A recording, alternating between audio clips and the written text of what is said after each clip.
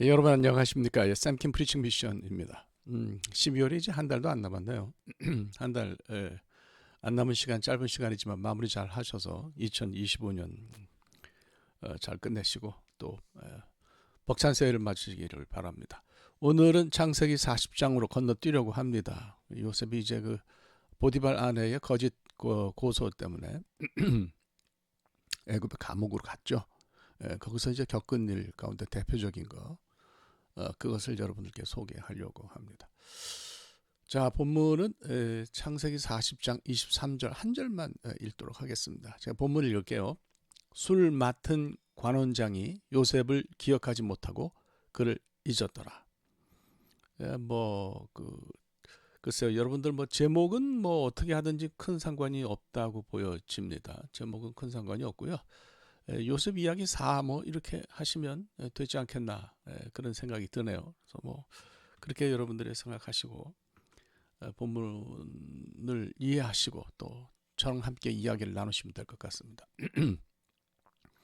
요셉의 꿈의 해몽으로 술 맡은 관원장이 이제 관직을 회복했죠. 이것이 아마 그에겐 굉장히 큰 엄청난 일이었을 거예요.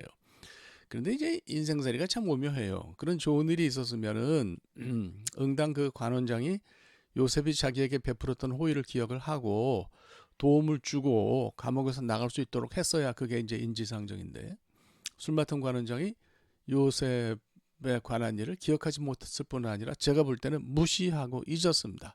히브리 말로 읽으면 벨로 자카르 사르, 그 사르가 벨로 자카르, 기억하지 못했다. 그죠?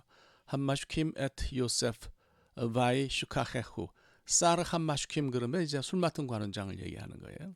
네, 그래서 에트 요셉, 요셉을 바 이슈카헤후, 그를 잊었다. 이제 이런 얘기죠.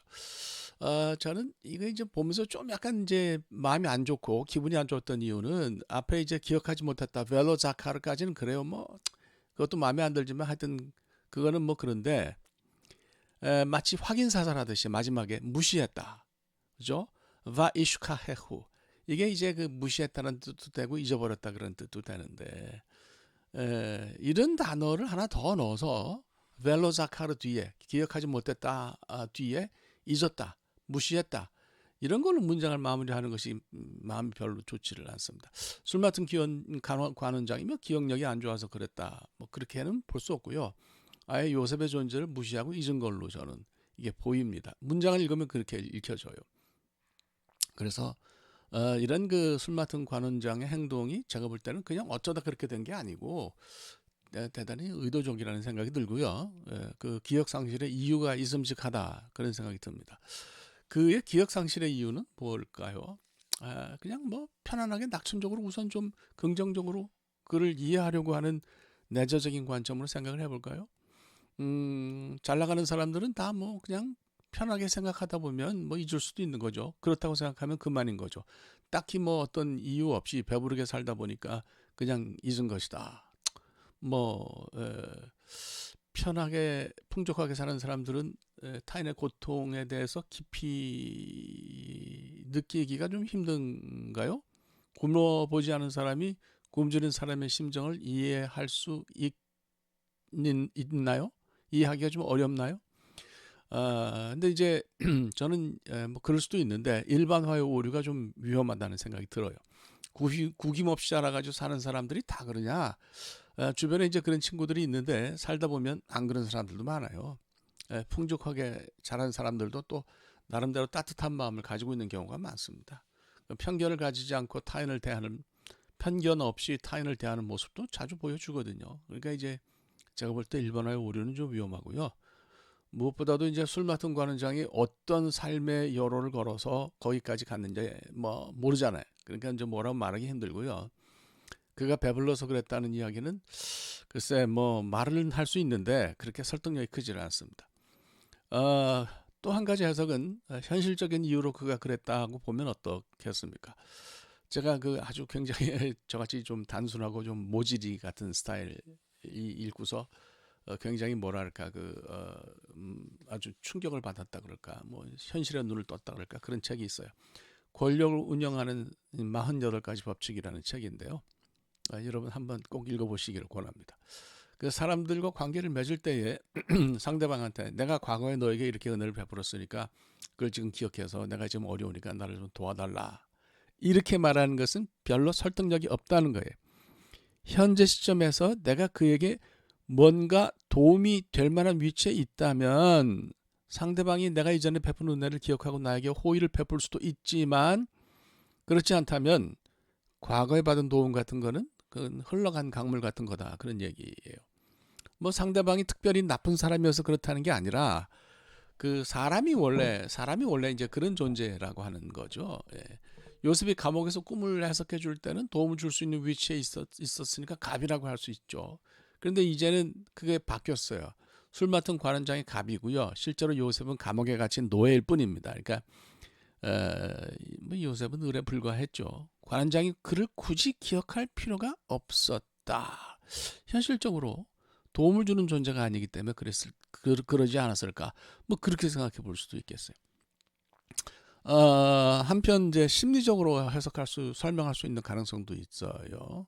술 맡은 관원장이 요셉의 말 가운데서 그 취사 선택하는 거죠. 자기 자신이 믿고 싶은 것만을 믿었다고 보면 어떨까? 현실적인 이유하고 조금 연결이 된다고 볼 수 있어요. 다른 사람을 감정적으로 미워하거나 또는 나쁘다고 생각하면 눈이 뒤집혀 가지고요.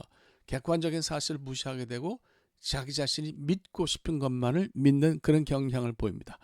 말하자면 저 사람은 싫으니까 무조건 잘못되었다 이런 건데 술 맡은 관원장이 애써서 의도적으로 요셉을 나쁜 사람으로 설정을 하고 그렇게 자기 생각을 몰아갔다고 볼 수도 있는 거예요. 이런 성향을 가진 사람들은 흔히 시나리오를 잘 쓴다 이렇게 얘기를 하는데 자기 머릿속에서 쓴 시나리오를 그대로 사실이라고 믿고 행동하는 거죠. 이런 사람들이 살면서 겪어보니까 의외로 주변에 많아요. 자기 생각대로 시나리오를 쓰고 그게 사실이라고 생각해서 다른 사람을 괴롭히는 경우를 참 많이 봅니다. 술 맡은 관원장은 이제 처음에는 요셉 때문에 좀 고민을 했을 수도 있어요. 또 요셉을 돕기 위해서 여러 가지 방편을 생각했을 가능성도 있습니다. 근데 문제는 요셉의 진정성을 그가 어떻게 판단했을까 하는 데 있었어요. 그 듣기에 나와서 들어보니까 요셉은 애굽 고위 관료의 부인을 겁탈하려다가 붙잡혀서 감옥에 왔다는 거예요. 그가 볼 때는 요셉이 선한 그 눈을 가지고 있는 사람이었지만 주변의 증거나 뭐 정황이나 이 말은 아주 내용이 안 좋았습니다. 그래서 그는 이런 부분 때문에 심사숙고했을 가능성이 있는 거죠. 고민을 했을 가능성이 있는 거죠. 왕궁에서 근무를 했으니까 보디발에 대해서도 잘 알았을 테고요. 그를 통해서 요셉에 관해 뭐 얻어들은 것도 있을 수 있는 거죠. 술 맡은 관원장이 요셉을 도와서 감옥에서 나오게 해주면 보디발과의 관계 악화는 뿔 보듯이 뻔했어요. 그게 이제 현실적인 이유도 영향을 미친 거죠. 그래서 이제 고민하다가 아이 그래 요셉을 나쁜 놈으로 생각하지 그렇게 맘먹고 틀을 짠 것 같아요. 프레임을 그렇게 짠 것 같아요. 그러니까 자기에게 좋은 쪽으로 생각하기로 결정했다는 얘기죠.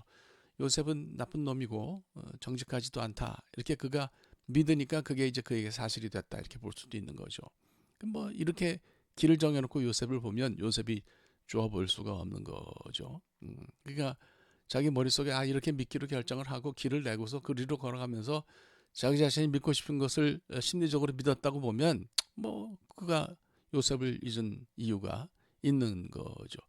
이게 이제 뭐 요셉은 아무런 것도 모르고 그냥 그 술 맡은 관원장의 전가를 기다리고 있었으니 얼마나 참 한심한 노릇입니까.